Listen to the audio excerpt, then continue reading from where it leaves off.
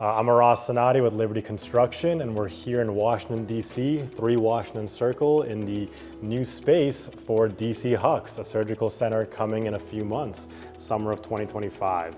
So with Dr. Hashemi here, if you want to talk a little bit about how this project came to be. I know it's been a long time coming. Absolutely. So 2016, we started the first operating room close by in Northwest D.C.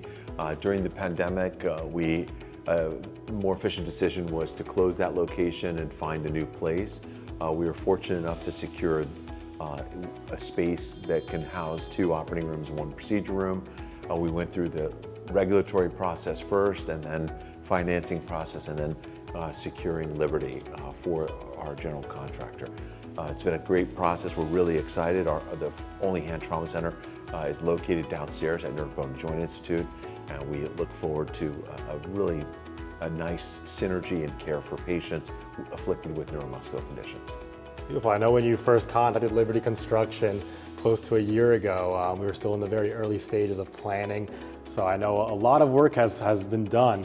Behind us, you can see we've demoed the existing space. It was a spine and pain center, very cramped, very crowded, 7-foot ceilings, I believe, which I see why. I mean, we have a 9-foot deck here, so it was great to be able to clear the space out and then actually revisit the floor plan when you can actually see, think, and breathe here. So I'm really fortunate for the opportunity to not only build this space, but be involved with the design, from the initial conceptual floor plan, touring your existing space below, and get to interior design. And now we're basically trying to wrap up our MEP design by seeing what kind of existing conditions we have to deal with. And I'm curious, when you first were, this project was coming to life, what made you kind of choose this suite? I know the size of the space factor was a huge deal. Of course, surgical practice, you need strong HVAC, room for a backup battery, all those things. I would love to know the history behind it. So the big picture is that in general, identifying space for an ambulatory facility is always delicate, and especially your decision making is going to be, are you going to be in Maryland, Virginia, or Washington, D.C.? And our decision was, we were very fortunate. We're one of 6 centers that have a certificate of need in Washington, D.C. So we have a competitive advantage. We're the only privately held ambulatory surgery center in Washington. The others are larger systems like Universal Health Services, Johns Hopkins, and MedStar Regional Health Systems. Number 2, the reason why we wanted this location is the proximity to a level 1 trauma center across the street, the access to Metro, access and immediately geographically located next to the only trauma hand center, which is downstairs at Nerve Bone and Joint Institute.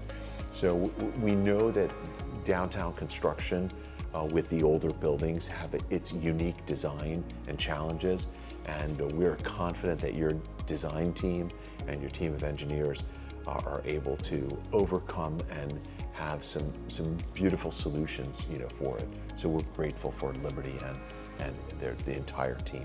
Absolutely, it's an interesting process from start to finish. We're still in the wrapping up the design stage. Really, we're going to have the meeting with the inspectors soon to talk about the process of roughing in the walls and ceilings, showing them kind of the constraints we have to deal with. The interesting challenge I remember at the beginning was, balancing budget, schedule, and of course quality. We need to have new HVAC units to serve the operating rooms, which have specific humidity control requirements and things of that nature, while we want to reuse the existing units that were here from the previous tenant to serve the admin areas that do not need as strong of temperature controls. So it's been interesting kind of seeing what we can reuse, how we can work around these challenges. And behind us, this is going to be the main corridor where the staff and patients are going to be walking through. You have your nurse station, which is going to be pretty much, the home station of the whole office. And behind that is going to be where all the framing is, the rooms for the UPS, unlimited power supply, in the case of a power outage, the new HVAC units. All are going to be in the back of house areas back there. And behind us here are going to be the 2 ORs, 1 procedure room, with these surgical lights, everything going in the ceilings, VAVs, med gas. We're going to have surgical vac, oxygen, medical air, compressed air, not enough piping, So basically, seeing how tight the ceilings are going to be and locating where the zone valves, things that are NFPA 99 compliance related, such as the master alarm panels, making sure it's in a centralized location. So in the case of an emergency, your staff knows where to find the panels. In the case of an alarm going off for pressurization, leaks, making sure they'd be easily identifiable, easily fixed. Because when you work in a tight space, you still have to be prepared for any problems. You don't want people running around looking for a shut-off valve, a zone valve, an alarm panel when you have patients under anesthesia. So that's going to be very important, and I know that's pretty much the toughest part about the design because, of course, interior design, aesthetics, finishes, that stuff is fun. A lot of collaboration. When it comes to ASHRAE 170, NFPA 99, FGI facility requirements, it's a lot for us, but you came into this project, Dr. Hashemi, kind of knowing a lot of these guidelines that you'd have to follow. So I'm curious kind of how you already had that knowledge because when I met you, you basically had the code books on your desk. You knew what you were up against. No, I think it's a good point. I mean, being a surgeon, entrepreneur, I think you have to learn a lot, and you have to learn not just your trade and how to run the practice and surgical center, but you have to get involved in the interface between compliance with Medicare and DC Health and the regulatory bodies. So it always gives us an opportunity to constantly learn and constantly expose ourselves to understanding what the codes are and what our design team and experts convey to ensure that the final product both is compliant with all of the federal codes, but also is functional. There's a delicate dance between what's compliant and what's functional, and also, most importantly, working within the constraints that our investors and financing institutions have provided us. So we're always on a unique communication together and ensuring that all of those items are met, and also we're working within our GMP budget.